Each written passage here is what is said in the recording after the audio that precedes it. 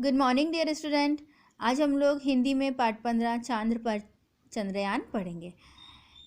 चंद्रमा पृथ्वी का प्राकृतिक उपग्रह है ना। वहाँ पर ना जल है और ना ही पानी है ना। वहाँ पर जीवन संभव ही नहीं है। चंद्रमा पर कोई भी जीवित नहीं रह सकता है ना। वहाँ पर बड़े बड़े गड्ढे हैं। एक चंद्रयान चंद्रमा पर वहाँ के परिवेश की जानकारी लेने पहुँचता है।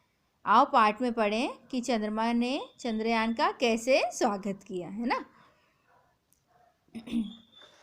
चंद्रमा बड़ी बेसब्री से भारत से आने वाले चंद्रयान की प्रतीक्षा कर रहा था। अतः चंद्रमा की प्रतीक्षा समाप्त हुई और चंद्रमा को एक छोटा चंद्रयान अपनी ओर आता दिखाई दिया। चंद्रमा प्रसन्न था कि कोई तो उसकी धरती पर आ रहा है। चंद्रयान ने चंद्रमा पर उतरते हुए कहा, हेलो चंदा मामा, कैसे हो?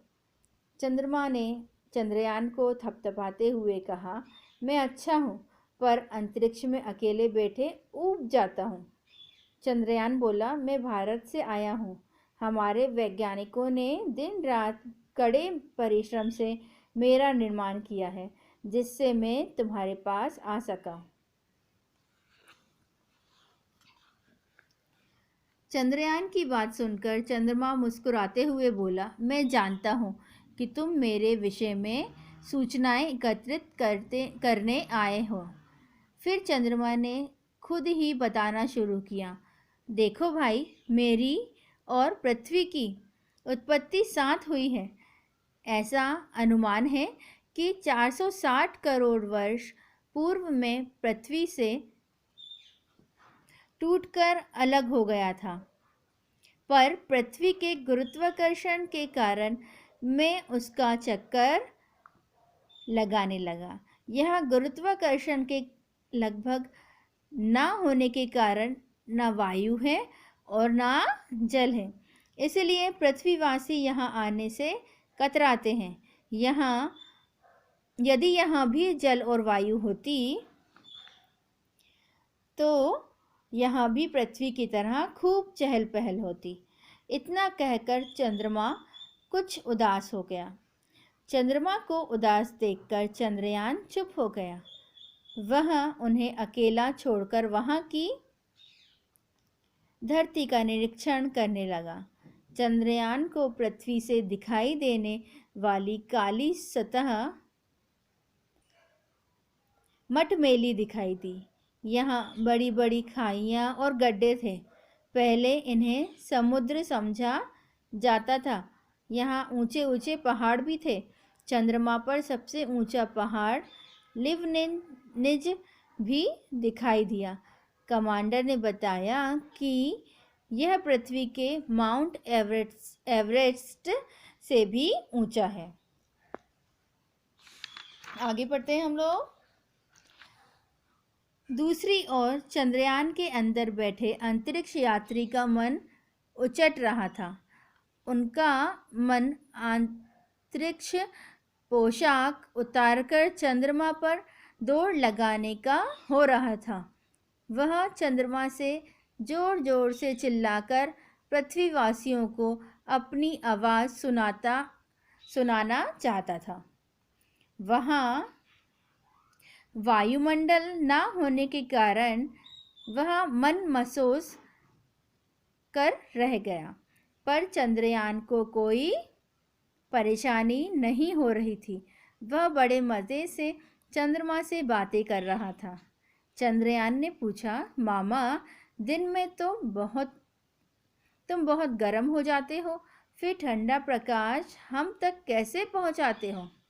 चांद ने कहा, तुमने सही कहा।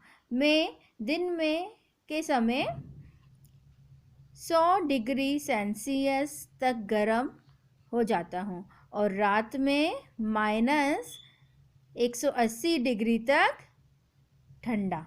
रात के समय जो प्रकाश पृथ्वी तक पहुँचता है वह वास्तव में सूर्य का प्रकाश होता है, जो मुझसे टकराकर पृथ्वी तक पहुँचता है।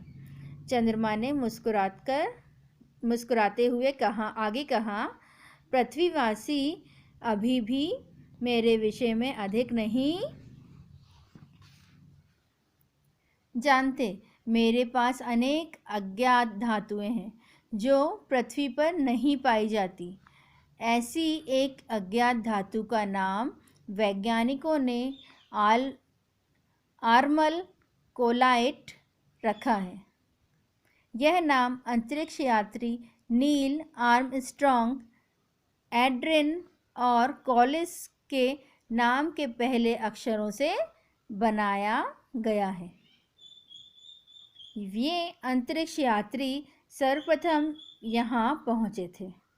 उन्होंने सर्वप्रथम यहाँ कदम रखा और कहा, यह मानव का सबसे छोटा कदम है और मानव जाति की एक बड़ी उपलब्धि है ना।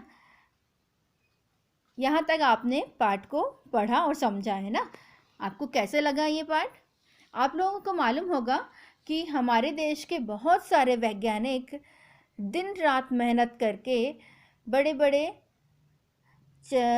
यान बनाते हैं और चंद्रमा पर कैसा परिवेश है वहाँ की और बहुत सारी जानकारियाँ लेते हैं। इन्हीं वैज्ञानिकों ने एक यान बनाया था, उसका नाम क्या था? चंद्रयान, है ना। ये हमारी पृथ्वी से चंद्रमा की सतह पर उतरा और वहाँ के आसपास की जो सतह थी उसका निरीक्षण किया उसने। उसी के बारे में इस पाठ में बताया गया है ना।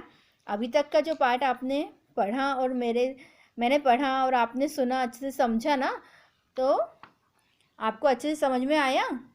कितनी सारी जानकारियाँ मिली हमें इससे, है ना। तो आगे भी हम आगे की क्लास में आगे का चैप्टर पढ़ेंगे, ठीक है। Have a nice day.